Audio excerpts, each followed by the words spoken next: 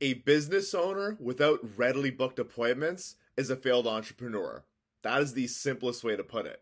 Now, in this video, we're going to be reviewing the 4 different laws of lead generation. Now, the first law of lead generation is to build yourself a database. The database is going to be the lifeline and bloodline of your business. Typically, as well, the larger an individual's or business's database is, the more business they're going to do. Now, the second law of lead generation is to feed that database on a day-to-day basis. The database is an appreciating asset.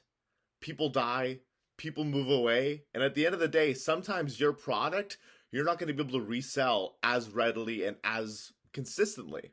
Now, the third law of lead generation is to provide value to that database on a very consistent basis. I know some of my clients right now are actually talking to their database upwards of 110 to 120 times per year to provide every single person in their database with so much value that whenever they want to make a move or they want to buy or sell something, they're going right to that entrepreneur.